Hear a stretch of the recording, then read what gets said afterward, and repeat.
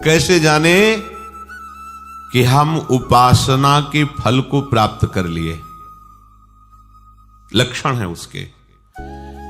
किसी भी साधन से चले जब ये लक्षण आ जाए तो जान लेना कि साधना परिपक्व हो गई, साधना पक गई, अर्थात वो सिद्धावस्था को प्राप्त हो रहा है। क्या लक्षण? सबसे पहला लक्षण उसके अंदर आता है मरने का भय खत्म हो जाना, जीने की इच्छा बनी रहना।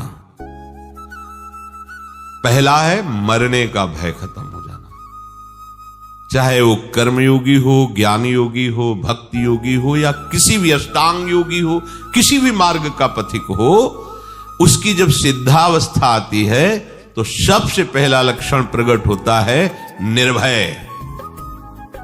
सब भयों से भी बड़ा भय है मृत्यु का भय। उस उपासक के हृदय में किंचन मात्र भी मृत्यु का भय नहीं रह जाता। ये देखो अंदर से मरने का नाम सुनकर के भय लगता है कि नहीं लगता? अगर लगता है तो अभी साधना पथ पे हो, अभी लक्ष्य पे नहीं पहुंचे। लक्ष्य में पहुंचने पर मृत्यु का भय ही नहीं है, किसी भी तरह से उसे कष्ट नहीं। कैसे?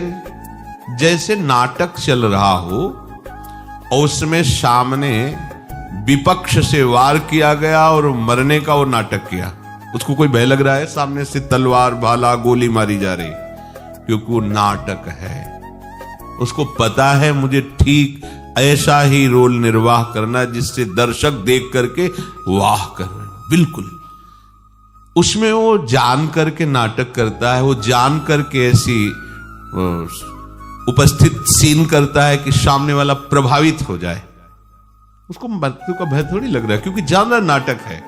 ऐसे ही ठीक जो परिपक्व अवस्था को प्राप्त है वैसा ही नाटक देखता है।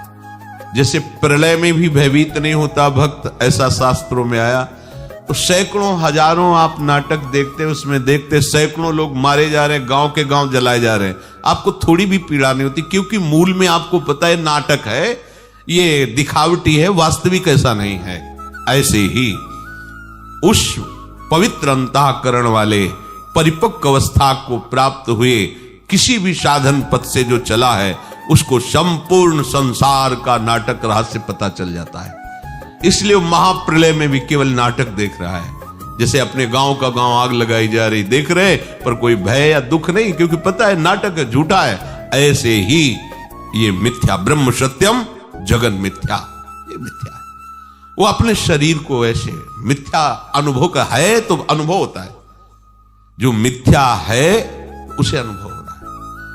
अब उस असत शरीर के छोड़ने का उसे कोई भय नहीं है, क्योंकि उसने पहले ही छोड़ दिया है। माना हुआ अपनापन प्रभु के चरणों में ऐसा समर्पित हुआ कि देह शुद्ध ही गई, देह कुटुंब ते जाए छूट सब ही विधि नातो। जब तक मरने का भय है तब तक परिपक्व अवस्था नहीं है। मृत्यु का भय खत्म हो जाए। जांचो, यहां सब 1 मिनट में लीला प्रवेश की बात करते हैं। मुझे भगवत प्राप्ति हो गई, मुझे ब्रह्म बोध हो गया है, तो ऐसे कपड़ा क्यों रखे?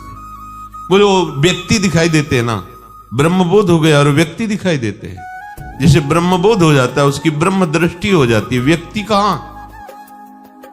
गलत नहीं चलो, सही से चलोगे तो ब्रह्मबोध हो जाएगा। इसीलिए तुम्हें मनुष्य शरीर मिला है। हाँ, मुझे राधा कृष्ण का साक्षात्कार हो गया। अरे जब तक मैं हूं तू है तब तक कहां साक्षात्कार है? जिन्हें साक्षात्कार होता है वो वही होते हैं। जानत तुम्हें हो जाती। मैंने साक्षात्कार किया वो कर ही नहीं सकता। जिसने साक्षात्कार किया बताने वाला ही नहीं रह जाता।